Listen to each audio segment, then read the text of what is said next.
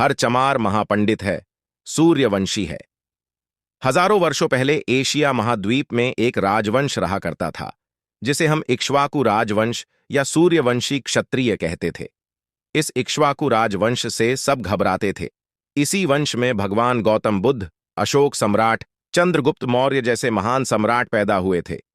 लेकिन आजकल कुछ ब्राह्मण हिंदूवादी इस परिवार का हिंदूकरण करना चाहते हैं, जबकि सच्चाई ये है कि इक्ष्वाकु राजवंश चमारों का वंश है। चमार ही सूर्यवंशी क्षत्रिय है और बुद्ध के वंशज हैं। आइए प्रमाणित करें कैसे। 1. बौद्ध लोग जीव हिंसा से विरत रहते थे, लेकिन मांस खाते थे, अर्थात वो किसी भी जीव को काटकर, कुर्बानी देकर या बलि देकर मांस नहीं खाते थे, बल्कि भारतीय बुद्धिस्ट सिर्फ मरे हुए जानवर का मांस खाते थे, जिसमें कि जीव होता ही नहीं था। इस प्रकार जीव हत्या नहीं करते थे। और पूरे भारत में ऐसा करने वाली सिर्फ एक जाति थी, वो है चमार। आप बुजुर्गों से पता कर सकते हैं। 2.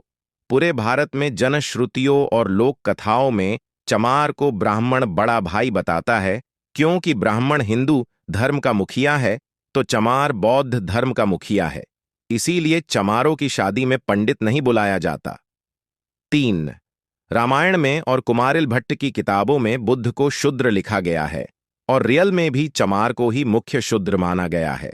अन्य जातियां कभी निशाने पर नहीं रहीं। 4.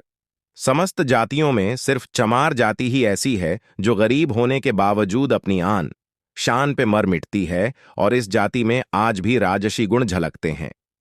5. चमारों का घर गांव के बाहर अक्सर होता है, क्योंकि चमार गांव के राजा होते थे। इनको ही गांवों में डीह बाबा कहा जाता है। 6. चमार जाति से बौद्ध धर्म छिनने के बाद उसे धर्म विहीन कर दिया गया था, और अछूत इसलिए बना दिया गया कि यह जाति फिर कहीं से बौद्ध धम्म न खड़ा कर पाए। 7.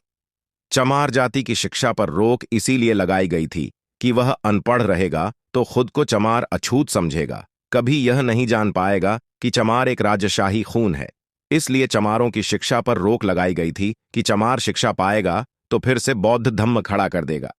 8. चमार खुद को इसीलिए चमार कहलाना पसंद नहीं करते क्योंकि चमार इनका नाम है ही नहीं। इनका नाम तो सूर्यवंशी क्षत्रिय था। इसीलिए चमार आज भी खुद को चमार कहने पर भड़क जाते हैं और लड़ाइयां हो जाती हैं। 9. ब्राह्मणों में जिस तरह शुक्ल, शर्मा आदि समर्थक जातियां हैं, चमारों की भी समर्थक जातियां थीं, जैसे कि कोरी चमार, नोनिया चमार, तांती चमार, दुसाध चमार, पासी चमार आदि। लेकिन चमारों की सत्ता विलुप्त होने के बाद इन सब में फुट पड़ती गई। 10. चंद्रगुप्त मौर्य भी चमार थे, लेकिन गोरे और सुंदर थे, जबकि चाणक्य ब्राह्मण था और काला, इसीलिए कहावत बन गई कि काला बाभन गोरा चमार, दुई जात से सदा होशियार। 11. जो भी जातियां आर्य नहीं थीं वो चमार कहलाती थीं, और ऐसा आज भी है। चाहे मौर्य हो या नोनिया या दुशाध या अन्य शूद्र ब्राह्मण, सबको चमार ही कहता है। ये सारी बातें जो ऊपर लिखी गई हैं, ये वर्मा और तिब्बत के बौद्ध ग्रंथि में इसका प्रमाण है। और अधिक जानकारी हेतु आप बाबा साहब की लिखी किताब WHO वॉज शूद्रास, शूद्र कौन थे, से पढ़ सकते हैं। हर चमार से अनुरोध है कि इस मैसेज को किसी अगले चमार बौद्ध भाई के पास जरूर भेजे, ताकि उसको भी यह पता चला कि उसका खून भेड़ बकरियों का नहीं है, बल्कि हर चमार महापंडित है, सूर्यवंशी है। धन्यवाद।